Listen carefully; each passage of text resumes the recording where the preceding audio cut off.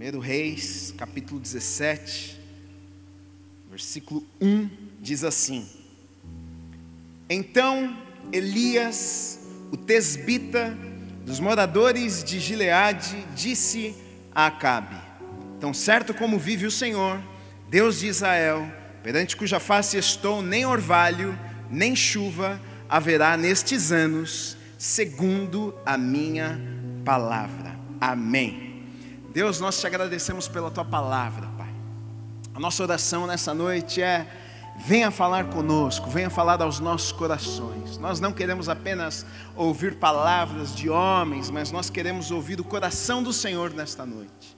Traga aos nossos corações revelação da tua palavra, para que a gente saia mudado deste lugar, Pai. Nós queremos ter as nossas vidas transformadas nesta noite. Nós queremos ter o nosso caráter moldado pelo Senhor através da tua palavra. Deus, haja com liberdade neste lugar, que o teu Espírito Santo haja com liberdade, falando aos corações, trazendo convicção de pecado, trazendo sonhos, trazendo esperança novamente, desafiando as nossas vidas. Deus, este é o desejo do nosso coração. Qualquer impedimento, qualquer espírito contrário que tenta atrapalhar esta reunião e este culto, nós repreendemos no nome do Senhor Jesus Cristo. Flua com liberdade neste lugar, em nome do Senhor Jesus Cristo.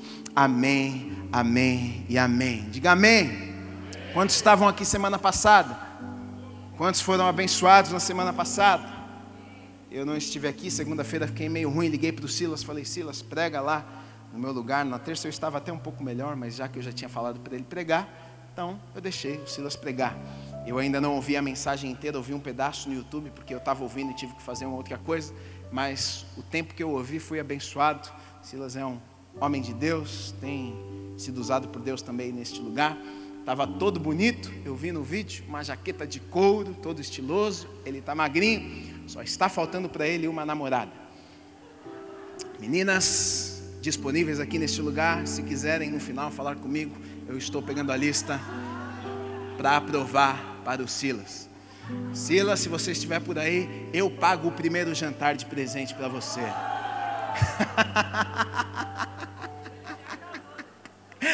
Pronto, agora vai fazer uma fila.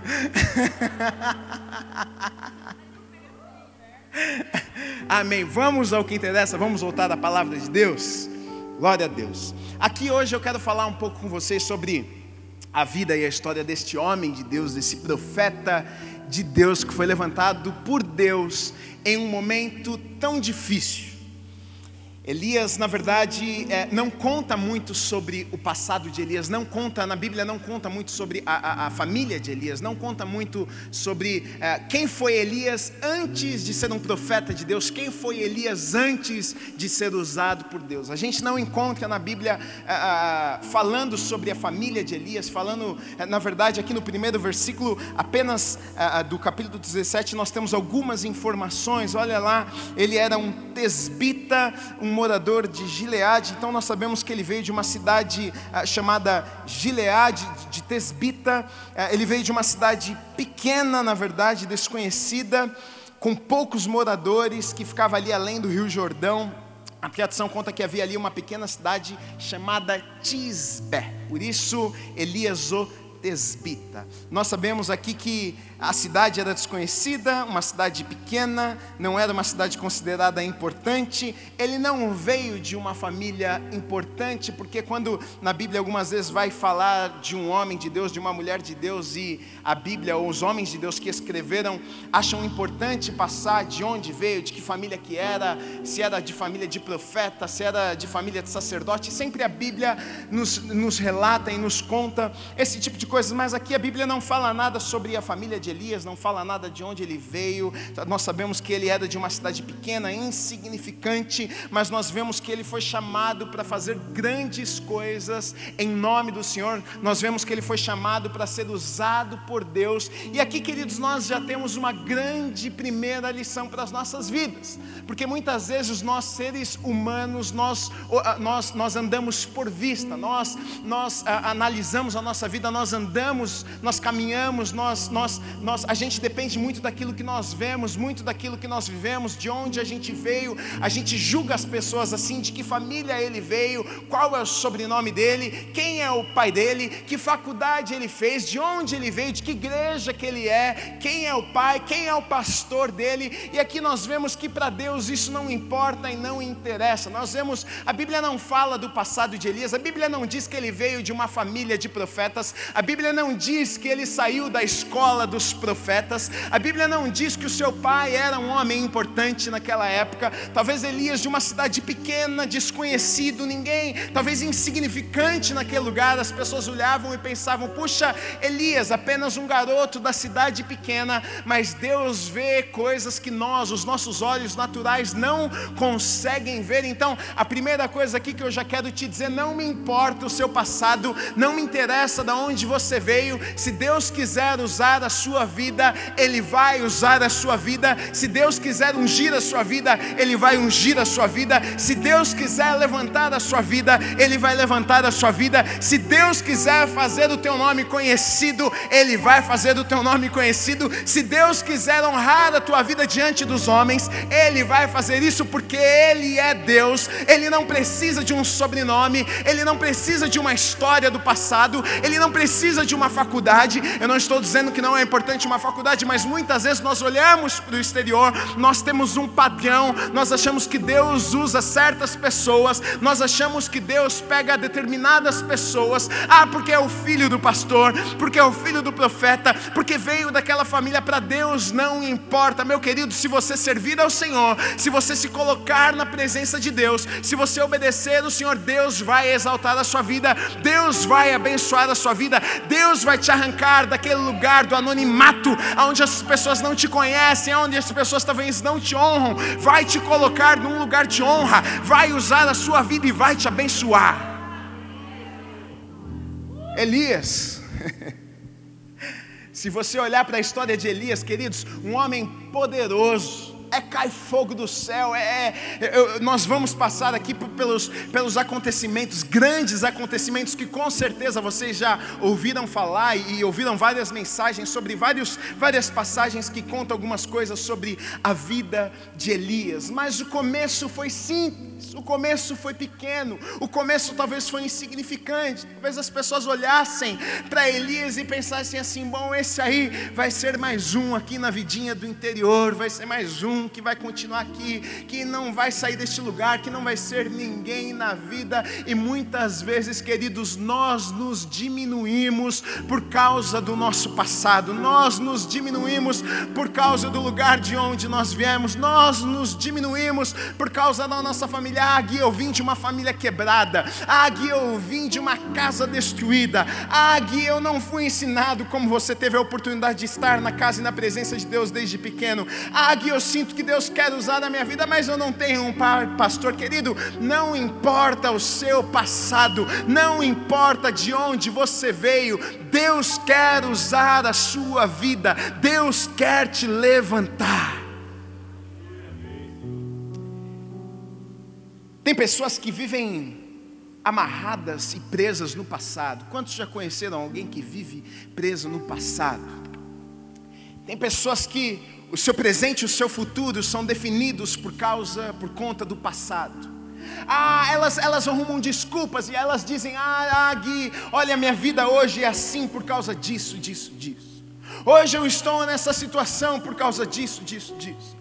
Hoje eu vivo isso. Gui, sabe o que é? Que é um trauma da minha infância. Sabe o que é, Gui? É porque você não sabe o que aconteceu quando era pequeno. Muitas pessoas, elas vivem o presente, plantam no presente, vão colher no futuro coisas do passado, coisas que já foram. Queridos, lá em João, no capítulo 8, do versículo 31 e 32, diz assim: disse pois Jesus aos judeus que haviam crido nele: se vós permanecerdes na minha palavra, sois verdadeiramente os meus discípulos, e conhecereis a verdade vos libertará. A partir do momento que eu e você nós temos um encontro com Cristo, aquilo que passou, aquilo que ficou ficou para trás, ficou para trás. Querido, chega de sofrer, chega de viver a sua vida hoje vivendo baseado naquilo que você viveu no passado. Deus quer fazer coisas novas na sua vida. Deus quer te tirar do lugar onde você está. Os seus pés parece que estão presos, amarrados nas coisas do passado. Mas aquele que conhece a Cristo verdadeiramente, é o que a Bíblia diz, verdadeiramente vocês serão livres. Deus quer te libertar. Deus quer te libertar. Deus quer que as correntes do passado que te prendem, Ele quer quebrar estas correntes, porque Ele tem algo extraordinário, porque Ele tem um bom futuro, porque Ele quer usar a sua vida. Talvez você nem acredite, talvez você leia a palavra de Deus e você diz: Gui, Deus usou aquele, Deus usa você, Deus usa o meu irmão, mas a mim, não seria possível, Deus não pode me usar. Querido, quando nós nos encontramos com Cristo, Deus muda as nossas vidas. As coisas passadas ficaram para trás. É que o apóstolo Paulo diz: eu prossigo para o alvo, eu ando para frente, o meu passado ficou para trás. Deus começa a plantar novos sonhos, Deus começa a colocar novos desafios que Ele quer fazer em nós e através das nossas vidas.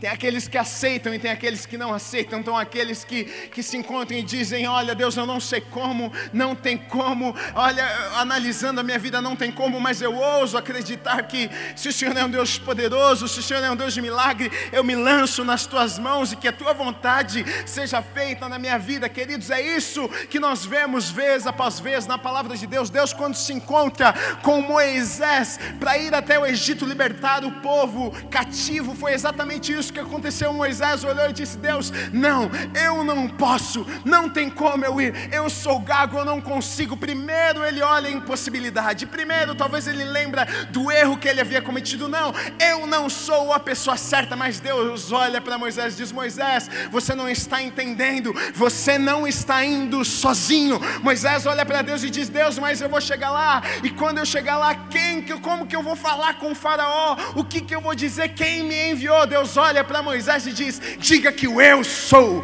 te enviou, o eu sou te enviou, o Deus Todo-Poderoso está com você, você não está sozinho nessa, comigo é assim, com você também.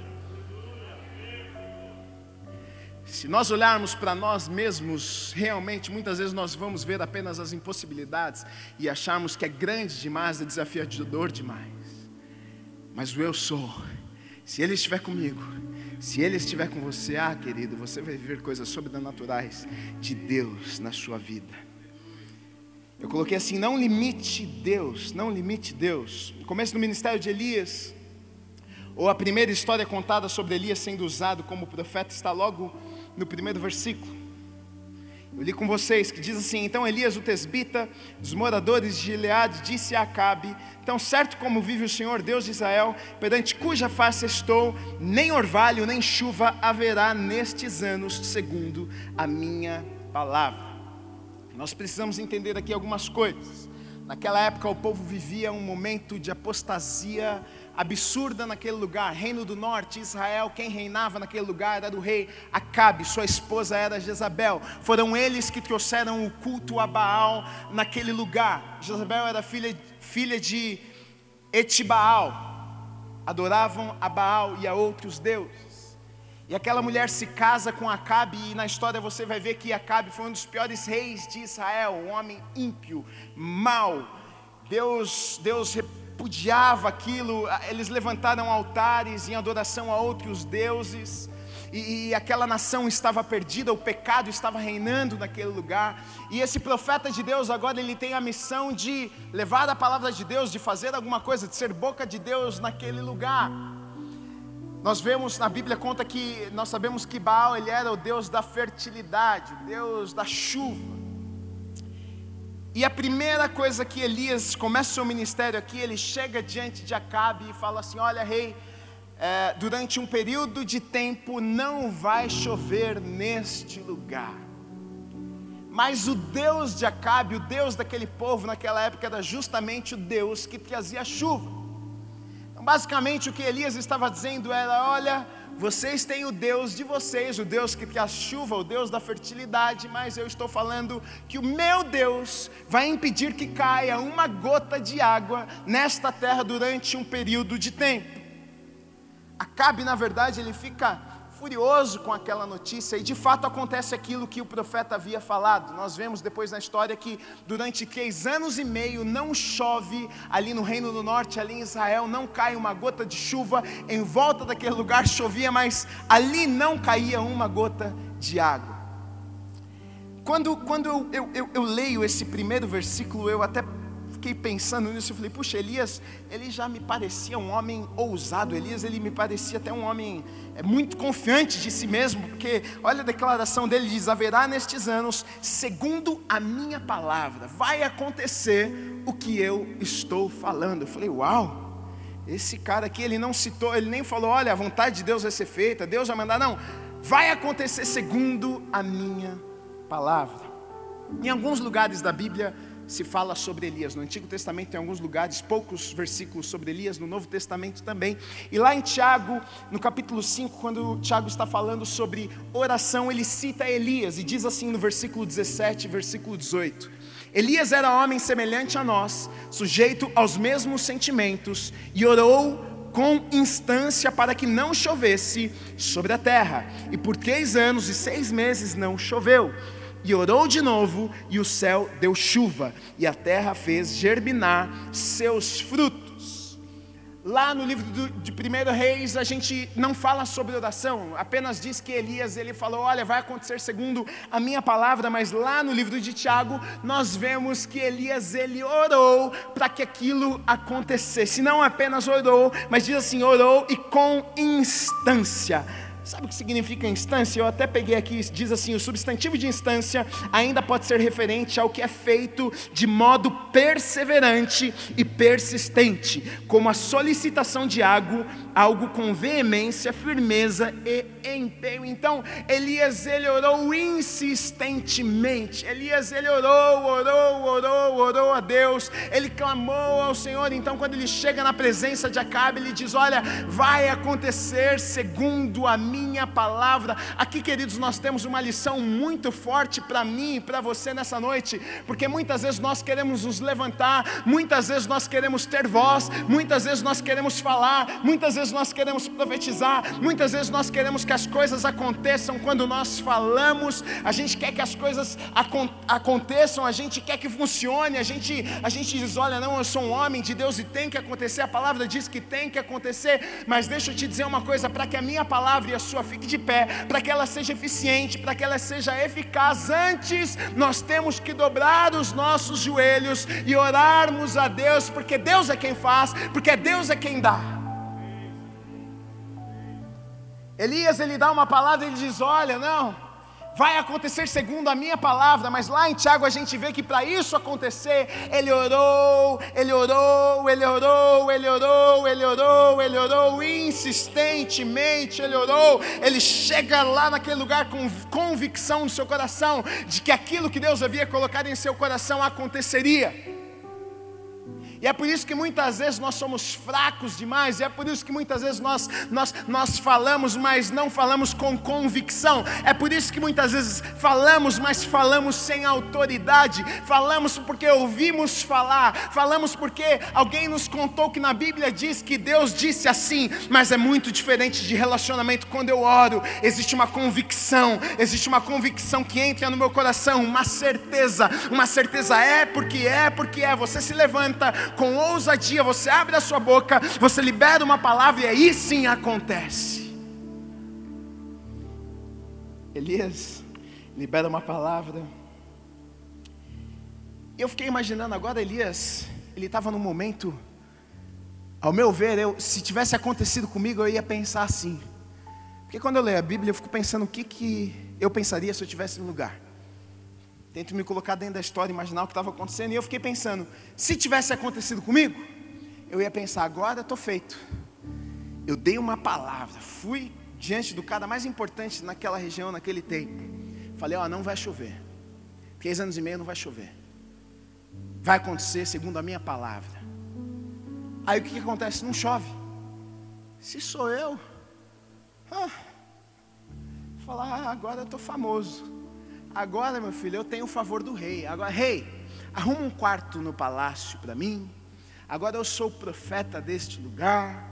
Agora vai ser do meu jeito, porque eu sou homem de Deus. Você viu, rei? Eu falei, está acontecendo. Você vai ter que me engolir. Mas olha o que acontece. Logo depois que isso acontece, Deus vem a Elias e dá a ele uma ordem. Diz: Elias, muito bem, você fez o que eu havia mandado você fazer. Agora faz um favorzinho para mim. Está lá em 1 Reis 17, 2 e 3. Diz assim: veio-lhe a palavra do Senhor dizendo: retira-te daqui, vai para o lado oriental e esconde-te junto à torrente de Querite, fronteira do Jordão. E aqui, queridos, começa uma grande jornada na vida do profeta. Talvez aqui o profeta, naquele tempo, tenha pensado: agora a minha vida começou a fluir, agora o meu ministério começou a acontecer, agora Deus vai me abençoar, agora as comportas do céu vão se abrir, agora Deus vai prosperar minha vida, agora Deus vai me exaltar, agora Deus vai me levantar, agora Deus vai honrar o meu nome. E aí Deus dá logo uma mensagem para o profeta, diz assim: muito bem, faz o seguinte, agora você vai e se esconde, fica em um lugar escondido. E aí aqui começa uma jornada do profeta e Deus. Deus já havia usado o profeta, Deus já havia usado a vida dele, mas agora Deus começa um processo de não apenas usar a vida daquele homem, mas Deus queria se revelar de diferentes formas para Elias. Deus queria que o profeta conhecesse a Deus de uma forma que ele ainda não conhecia antes. Ele havia sido usado por Deus, mas Deus vai permitir que ele viva algumas situações na sua vida, porque Deus queria se revelar de diferentes formas para aquele homem. Queridos, já deixa eu dizer uma coisa para vocês: é assim na minha, na sua, nas nossas vidas. Deixa eu te dizer uma coisa é eu saber que Deus cura, uma coisa é eu falar: olha, não, nós temos um Deus, nós vemos na palavra, Ele é um Deus que cura, Ele é Jeová Rafa, Ele é o Senhor que sara, amém. Uma coisa é você saber na sua mente, uma coisa é um dia você ser desenganado por um médico, o médico falar: olha, você tem 6 meses, você vai morrer. Aí você entra na presença de Deus, você clama, você ora, e o Jeová Rafa toca a sua vida e cura a sua vida. A revelação que você vai ter de Deus é diferente do que você tinha antes. O jeito que você conhece a Deus vai ser muito diferente do jeito que você conhecia. Você conhecia de ouvir falar: Deus cura. Agora você pode dizer: Ele me curou. É muito diferente, queridos. E é por isso que Deus muitas vezes permite que eu e você, a gente viva algumas situações nas nossas vidas. Sabe por quê? Não é porque Ele é um Deus mau, não, mas Ele quer se revelar a nós como um Deus provedor, como um Deus poderoso, como um Deus de milagres, como um Deus que tudo pode. Muitas vezes seria tão fácil. É por isso, queridos, é por isso que a Bíblia vai falar sobre o rico. É por isso que a Bíblia vai falar sobre é mais difícil um rico ir para o céu do que qual que é o animal mesmo? O camelo, né? Passar no fundo da agulha. Quem? Difícil, gente. Como é que faz? Sabe por quê que Jesus estava falando isso? Porque Ele estava falando de dependência. Ele estava falando: olha, as pessoas que confiam nelas mesmas, as pessoas que confiam no seu dinheiro, elas estão bem na vida, não precisam de nada. É muito difícil de você confiar em Deus. Você não precisa se apoiar em Deus, sua vida está tudo certo, você está com saúde, você está com dinheiro. Agora, meu querido, quando você está doente, a pessoa era teu, agora está doente, a esposa está doente, o filho está doente, começa a crer em Jesus rapidinho, começa a pedir oração para as irmãzinhas do coque que oram todos os dias. Antes não podiam passar nem perto, mas agora bate na porta e diz: olha, será que você poderia colocar o nome do meu filho aí na oração? Sabe por quê, querido? Nos piores momentos das nossas vidas é onde Deus se revela de forma mais profunda. E o profeta, ele vai entrar ele vai entrar na escola de Deus. Ah, você quer ser usado? Vem cá, que eu quero te usar, mas eu quero que você saiba quem eu sou. quero que você saiba o que eu posso fazer. Eu quero citar alguns versículos aqui que são histórias muito conhecidas por todos nós, que Deus fez através de Elias, e algumas lições para mim e para a sua vida através dessas passagens. Elias, depois que acontece aquilo, depois que Deus esconde ele, e quando Deus esconde ele, Deus diz, já logo de cara ali na torrente de Querite, que está lá em 1 Reis 17, dos versículos 3 a 6, diz assim: Deus vai até Elias e diz: olha, retira-te daqui, vai para o lado oriental e esconde-te junto à torrente de Querite, fronteira ao Jordão. Beberás da torrente e ordenarei aos corvos que ali mesmo te sustentem. Foi, pois, e fez segundo a palavra do Senhor, retirou-se e habitou junto à torrente de Querite, fronteira ao Jordão. Os corvos lhe traziam pela manhã pão e carne, como também pão e carne ao anoitecer, a bebida da torrente. Veja só, Deus agora tira o profeta para um lugar escondido. E talvez quando Deus diz, olha, vai até um lugar que lá eu vou cuidar de você, lá eu vou te esconder, talvez o profeta pensa, bom, Deus vai me levar até um lugar, eu vou chegar lá, com certeza vai ter a casa de alguém vai me recepcionar lá, alguém vai me receber, eu vou ter uma cama para dormir, alguém vai me servir uma comida, mas ele chega, não tem nada disso, não tem nada, porque Deus, Ele faz isso mesmo. Muitas vezes Ele nos coloca em alguns lugares que a gente olha para o lado e diz, e agora, como que a gente vai fazer, querido? Sabe por quê? Porque a gente precisa aprender que nós precisamos depender de Deus. Nós precisamos depender de Deus. Elias, ele chega naquele lugar e aí os corvos começam a trazer carne e pão para ele. Ele começa a beber da água daquele rio. E queridos, através desta experiência ele conheceu um Deus talvez que ele não conhecia. Talvez ali naquele lugar ele conheceu Jeová Jireh, aquele que provê, aquele que traz a provisão, aquele que não deixa nada faltar, aquele que cuida das nossas vidas. Só que ele só conheceu porque ele chegou em um momento onde ele olhou para o lado e pensou, será que agora eu vou ter falta? Será que eu não vou ter o que comer? Será que Deus vai me deixar na mão? E neste momento Deus envia corvos, Deus envia aves para trazer comida para aquele homem. E muitas vezes é assim que nós nos sentimos. Deus, e agora? Como que vai ser? Deus, quem vai cuidar de mim?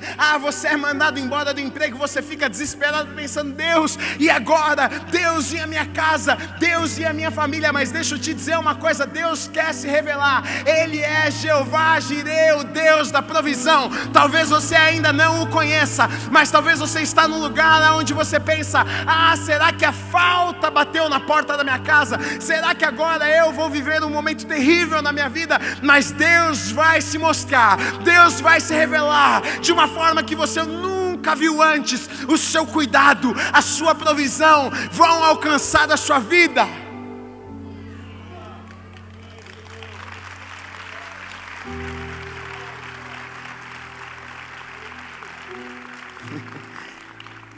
Aí estava bom demais, porque pensa numa coisa, eu queria estar assim também. Não fazia nada, ficava lá na caverna, ele estava dormindo. Os corvos traziam comida, ele bebia água do rio, não precisava nem trabalhar. Tá bom demais. Rapaz, essa vida que eu pedi a Deus. O preguiçoso já falou, glória, me dá um Querite, Senhor. Me dá esse lugar de descanso. É isso, essa palavra que eu estava precisando, pastor, é isso. Eu preciso ir para o Querite. Aí no versículo 7 diz assim, mas, esses mas da Bíblia, mas, passados dias, a torrente secou, porque não chovia sobre a terra. O nosso Deus é um Deus de movimento. O nosso Deus é um Deus de movimento. O nosso Deus é um Deus de movimento. Ele não faz uma vez na vida. Tem crente que vive de histórias do passado. Não, Deus fez há 15 anos, Ele vai fazer de novo. Não, Deus me ungiu há 10 anos, Ele quer ungir de novo. Não, porque Gui, eu vivi um milagre há 10 anos, rapaz, você não sabe, uma provisão, né? Ele faz de novo. Nosso Deus é um Deus de movimento. Ele continua fazendo, Ele continua trabalhando todos os dias. Secou ali, Ele abre uma porta nova. Fechou ali, Ele abre um caminho novo. ali não está fluindo mais nada, Ele pega você e te arranca e te leva para outro lugar. Por isso que ser guiado pelo Espírito Santo de Deus é a coisa mais maluca que pode acontecer na sua vida, porque você não tem certeza do que vai acontecer no futuro. Você está hoje aqui e de repente o Espírito Santo te guia a outro lugar. Você está aqui e de repente Deus tira você desse lugar e diz: não, agora você vai para lá. Quando nós somos guiados pelo Espírito Santo de Deus, a nossa vida também, junto com Deus, fica em movimento. Você está muito parado, se preocupe. Aí Deus arranca Elias daquele lugar e o leva e dá uma ordem para ele se encontrar com uma viúva. A famosa história da viúva de Sarepta, que está lá em 1 Reis 17, 8 e 9, diz assim: então lhe veio a palavra do Senhor dizendo: dispõe-te e vai a Sarepta, que pertence a Sidom, e demora-te ali, onde ordenei a uma mulher viúva que te dê comida. Aí o profeta fica feliz. Oh glória, agora Deus mandou uma senhora, uma viúva, para cuidar de mim. A coisa vai continuar boa. Ele sai, vai rumo a Sarepta. Quando ele chega lá, ele vê uma viúva pegando lenha. Aí ele: opa, é aquela mulher. Chegou para ela e pediu, falou: olha, será que você poderia me arrumar uma botija de água, um pouco de água, e você poderia me arrumar um pão? Porque com certeza Elias pensou: bom, Deus me mandou ir até lá, me encontrar com aquela viúva, é porque aquela viúva tem um pão, aquela viúva tem uma água, ela vai me sustentar. Ele se encontra com aquela mulher, ele pede um pão, ele pede uma água, e aquela mulher olha para ele e fala: Senhor, deixa eu dizer uma coisa para você, eu só tenho um pouquinho de farinha lá em casa, eu só tenho um pouquinho de azeite lá em casa, nem um pão tem não. A gente, na verdade, é o seguinte: eu vim aqui buscar uma lenha, porque eu vou fazer um último pãozinho lá para mim e para o meu filho, e depois disso nós vamos morrer, porque a seca na cidade está terrível, nós não temos mantimento, nós não temos nada, eu vim aqui pegar uma lenha, eu vou fazer o último lanchinho para mim e para o meu filho, e nós vamos morrer. Meu Deus do céu, mas Deus faz umas coisas. Deus te manda para um lugar, aí você fica feliz e diz: é a resposta de Deus. Você chega no lugar, o lugar é pior daquele que você estava antes. Aí o diabo vem na sua cabeça e diz assim: errou a direção, foi Deus que te trouxe aqui não, foi coisa, te enganei, te peguei. Aí você chega no lugar e você fica desesperado, porque você se depara com uma situação que não parece de Deus. Deixa eu te dizer uma coisa: nem tudo que parece que é de Deus, nem sempre é. E nem tudo que você pensa que é de Deus, que você pensa que não é de Deus, às vezes é. Ele chega naquele lugar e se fosse eu e você, talvez a gente olharia e falasse assim: lascou, erramos a mira, erramos o alvo, rapaz, devia ter ficado lá, olha, viemos para o lugar errado, se encontramos com a pessoa errada, essa mulher não tem nada para me oferecer. Mas o profeta, ele era profeta, né? Ele era homem de Deus. Ele fala para a mulher: mulher, faz o seguinte, você vai até a sua casa, então você faz lá o pãozinho, esse pãozinho que você está falando, só que você não vai comer não, e não vai dar para o seu filho o pãozinho. Você vai fazer o pãozinho, você vai pegar uma botija de água, você vai trazer para mim, eu vou comer. A velhinha deve ter olhado para ele e falado assim: você está de brincadeira comigo, né? Já está difícil, você é um homem de Deus, você quer acabar comigo? Você quer me matar? Mas ele diz assim: olha, eu vou te dizer uma coisa, se você fizer isso, não vai faltar farinha no teu cesto, não vai faltar azeite na tua botija, enquanto não chover, não vai te faltar nada.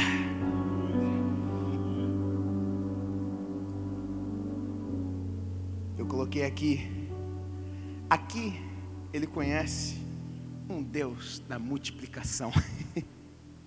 Aqui ele tem uma experiência com Elohim, o Deus criador, o Deus que vai falar lá em Gênesis, o Deus que criou do nada. Aqui o Deus que cria, aqui o Deus que multiplica. Ele chega naquele lugar e o pouquinho que tinha, e aquela mulher iria morrer, mas ele diz: não, isso não vai acontecer. E a Bíblia vai nos contar depois que enquanto não choveu, aquela mulher, o azeite daquela botija não acabou, a farinha daquela mulher não acabou, porque Deus, Ele faz e Ele se revela de formas diferentes quando nós confiamos, quando nós damos um passo. Sabe o que me chama a atenção? É porque o profeta, todas as vezes que Deus dava uma direção, ele dizendo, vai para lá, vem para cá, vai para lá, sabe o que ele fazia? Ele nem questionava Deus. Você não vê uma pergunta, você não vê uma resposta, você não vê o questionamento, você não vê ele dizendo, Deus, será que é para lá mesmo? Você vê Deus dizendo, pega suas coisas e vai para lá. E aí a história continua dizendo, e Elias foi até lá. Deixa eu te dizer uma coisa, sabe isso aqui é resposta de obediência. Quando nós obedecemos, a gente experimenta coisas que nunca experimentaríamos nas nossas vidas. Não experimenta porque não obedece. É fácil falar, é fácil sentar e ouvir um sermão. Difícil, querido, muitas vezes é colocar na prática. Porque é por fé, não é por vista. Porque muitas vezes a gente olha e justamente isso, parece que estamos indo para o lugar errado, parece que estamos nos encontrando com a pessoa errada, parece que essa porta que se abriu não é a porta de Deus. Mas quando nós obedecemos, a gente vê o sobrenatural de Deus acontecendo nas nossas vidas. Mas acontece algo naquele lugar. Depois que isso acontece, a multiplicação, não está faltando azeite, nada. Só que acontece uma coisa, o filho daquela mulher, daquela viúva, ele morre. A Bíblia conta que o menino morre. A viúva fica furiosa, porque não tinha marido, já era viúva. E aí o homem que tinha dentro de casa era o filho, para cuidar dela, para ajudar. Função do marido. Agora o menino morre. E aí o que ela pensa? Esse homem de Deus atraiu os olhos de Deus para minha casa, para minha vida. Deus viu a minha iniquidade e matou meu filho. Ela fica furiosa, ela chama o profeta e diz assim, ei, deixa eu falar uma coisa, você veio aqui, você trouxe maldição para minha casa, porque os olhos do Senhor vieram sobre a minha vida, Ele viu a minha iniquidade e meu filho morreu. Elias fala, onde está o menino? Deixa eu me encontrar com o menino. Estava dormindo não, estava mortinho mesmo. Ele sobe no quarto do menino. Está lá no versículo 24. Então a mulher disse a Elias, nisto... Peraí. Não coloquei esse versículo, tudo bem. Ele sobe lá, a Bíblia conta que ele deita em cima do menino 3 vezes. Ele ora, ele chora, ele clama a Deus pedindo, Deus, faça alguma coisa.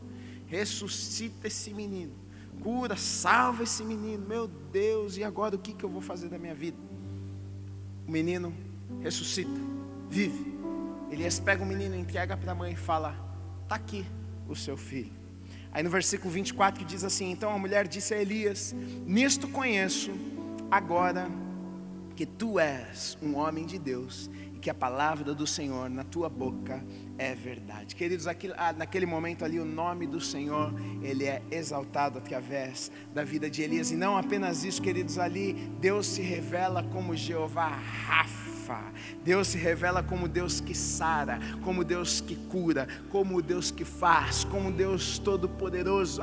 Elias não havia tido essa experiência ainda. Ele havia dado uma palavra profética. Ele havia falado, olha, não vai chover. Mas agora ele se depara com um morto. Agora ele se depara com um problema que ele ainda não tinha vivido antes. Ele agora encontra uma situação que ele não poderia resolver, mas ele clama a Deus. E aí então agora ele conhece um Deus diferente. Agora ele conhece um Deus que até um morto pode levantar, até aquilo que está morto pode voltar à vida. Elias naquele momento com certeza olha e fala, uau, Deus pode fazer. Aquela mulher olha para Elias e diz, agora eu acredito que você realmente é um homem de Deus. Deixa eu te dizer uma coisa, o nome do Senhor vai ser exaltado através das nossas vidas, quando nós somos usados por Deus, quando Deus faz através das nossas vidas, sempre vai ser para exaltar e glorificar o nome dele. As pessoas vão olhar e vão ter que reconhecer, puxa,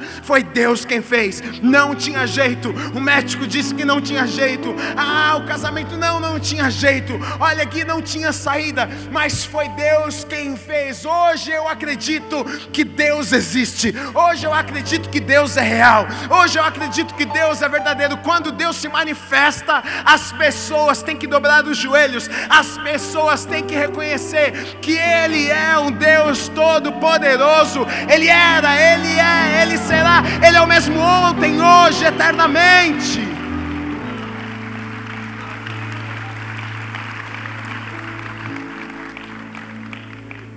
A história segue. Elias se apresenta depois de um tempo a Acabe, e Acabe está furioso, porque a seca estava terrível, não chovia.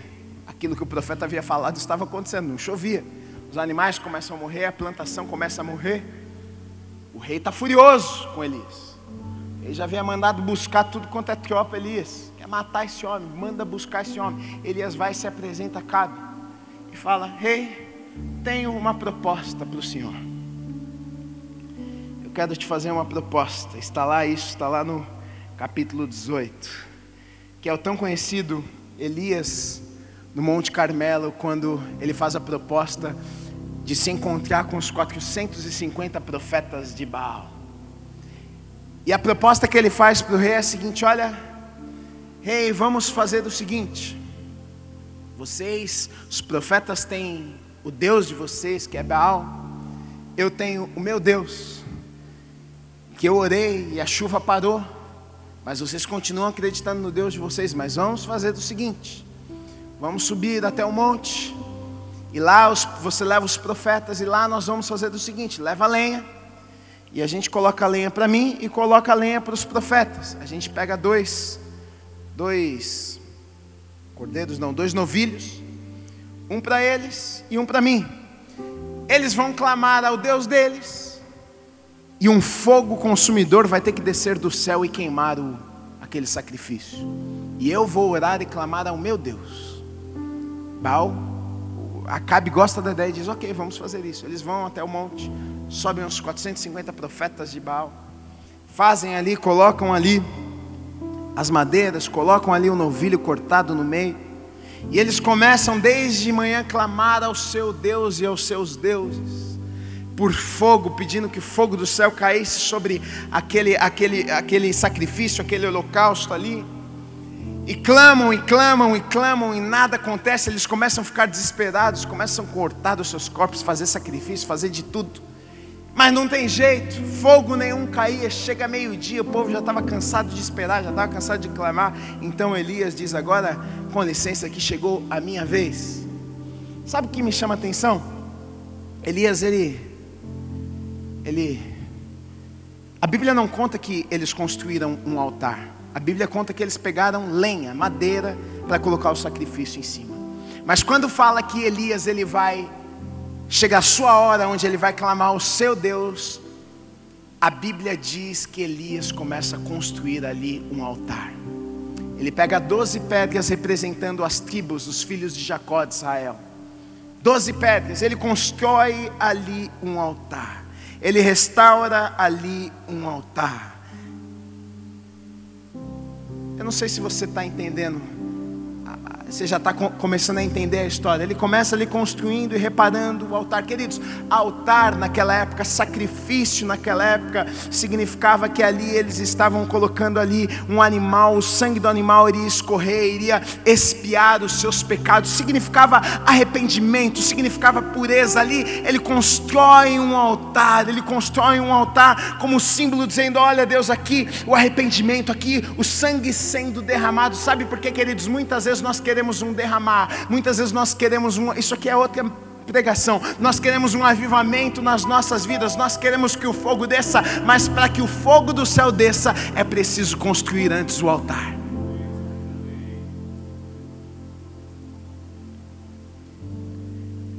Ele pega as pedras,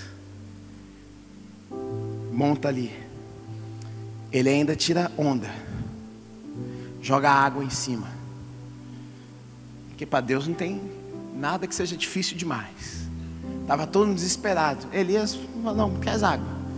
Joga um monte de água em cima, para ficar mais difícil ainda o negócio. Eu gosto disso. Aí Elias ora ao seu Deus. E aí, queridos, um fogo consumidor desce do céu. Queima aquele altar, queima aquele novilho.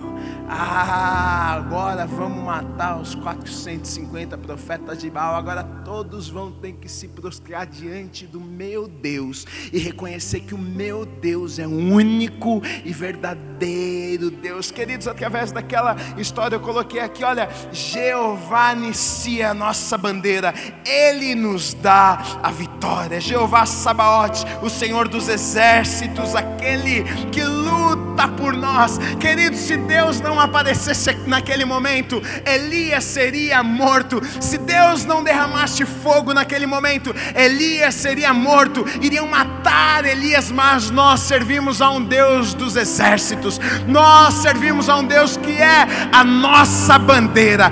Ele vai à nossa frente, Ele guarda a nossa vida, Ele luta as nossas lutas.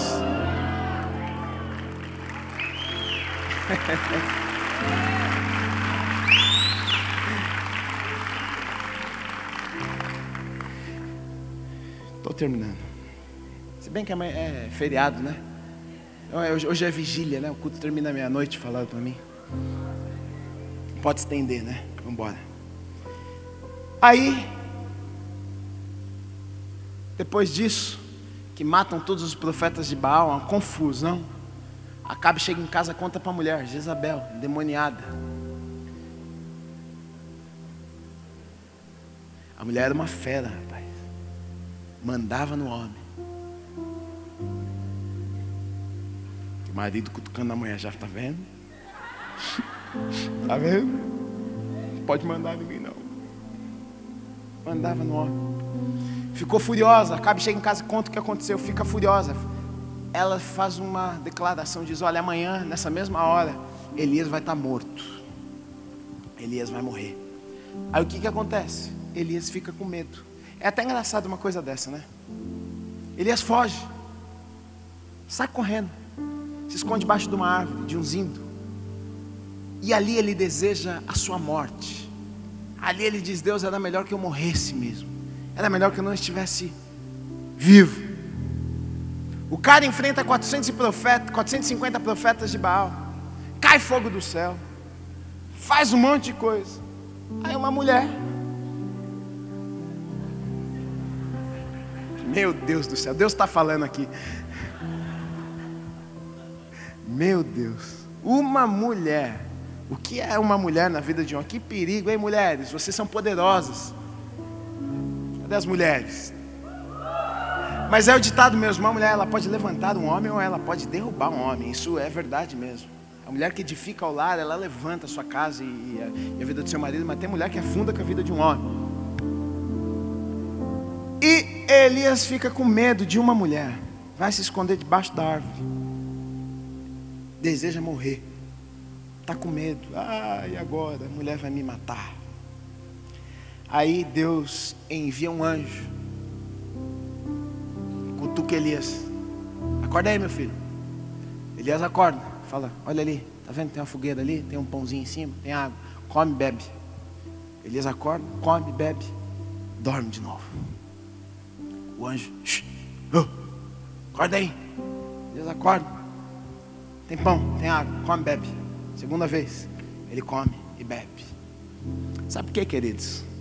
Aqui a gente vê na vida de Elias um esgotamento. Aqui a gente vê um cansaço que parece algo sobrenatural. Parece que algo terrível abateu a sua vida, a sua alma. E muitas vezes isso acontece conosco, a gente perde as nossas forças. Tem alguns problemas que podem parecer tão insignificantes, talvez as pessoas de fora olham e dizem assim, é isso aqui, para com isso, é uma mulher, essa mulher, você vai ficar desse jeito. Cabra macho, não, você enfrentou 450, fogo caiu do céu, você foi na presença do rei e falou, não vai chover, agora você está desse jeito porque a mulher falou que ia te pegar. Mas tem problemas que batem na nossa porta, que nos coloca para baixo. As pessoas muitas vezes nem vão entender e compreender, mas aquilo nos pega e nos coloca numa situação tão difícil, a gente pensa, meu Deus, agora é melhor morrer mesmo.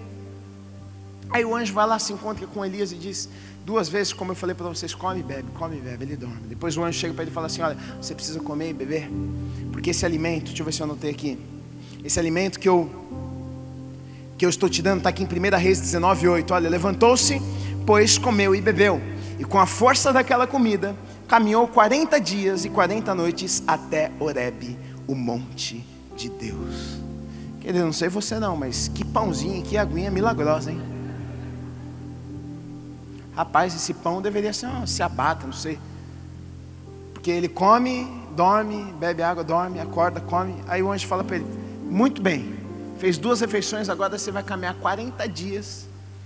E com esse pãozinho e com essa aguinha que você tomou, vai ser o suficiente para você caminhar 40 dias.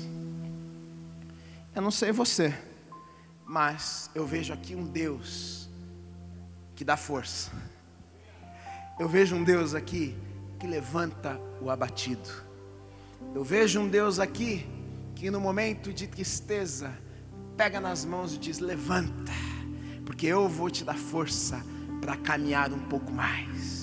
Deixa eu te dizer uma coisa, querido, com o alimento que Deus nos dá, talvez no natural a gente conseguiria andar um dia com um pãozinho e uma água, mas Deus, quando Ele nos dá o alimento dEle, a gente pode ir mais, a gente vai além, a gente consegue caminhar mais, a gente vai mais longe, a gente tem mais força, a gente tem mais alegria, a paz invade os nossos corações. Sozinho é difícil demais, muitas vezes nós nos encontramos debaixo dessa árvore, cansados, queridos, mas Deus quer nos dar este alimento. Da mesma forma que o povo estava ali no deserto, o povo sai do Egito e Deus dava maná no meio do deserto, alimentava aquele povo, e era nuvem, era fogo, e guiava aquele povo durante o deserto. Deixa eu te dizer uma coisa, talvez você chegou aqui desanimado, talvez você chegou aqui para baixo, talvez você chegou aqui com um problema e pensando, olha, esse problema me venceu, olha que essa situação me venceu. Você chegou aqui cabisbaixo, mas deixa eu te dizer uma coisa,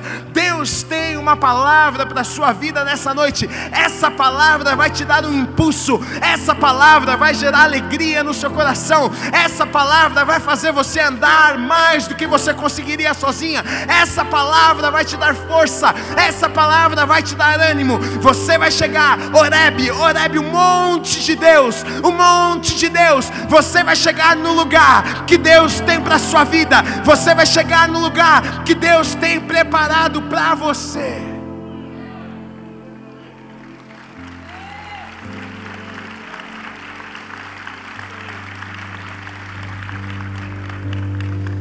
Jeová Roi, o Senhor é o nosso pastor. Esse nome que é falado em Salmo 23, meu pai pregou no domingo, o Senhor é o meu pastor e nada me faltará. Terminei, mas eu quero falar uma coisa para vocês. Eu coloquei assim, queridos, o meu passado não importa, o nosso presente e o futuro estão nas mãos de Deus. Qual é a sua luta? Qual é a fase difícil que você está enfrentando? Qual é a doença que você tem? Deus quer se revelar de uma forma que você ainda não o conhece. Talvez você já tenha sido usado por Deus, talvez você já tenha tido experiências com Deus, talvez você senta aqui e diz, olha que Deus fez há 10 anos atrás na minha vida, mas hoje você talvez está debaixo de um zimbro, talvez hoje você está em uma situação onde você deseja a morte, onde você pensa que você não vai sair daquele lugar. Queridos, nós sabemos do final da história de Elias. Elias foi transladado. Sabe o que é isso? Tá difícil, né? Elias não morreu não. Olha que coisa boa. Carruagem de fogo desceu do céu para buscar o homem. Que honra. Já pensou numa coisa dessa? Aqui aparece a carruagem. Vim buscar o Guilherme. Rapaz, que moral, hein? Meu Deus. Eliseu está lá embaixo vendo aquele negócio todo. Um final glorioso.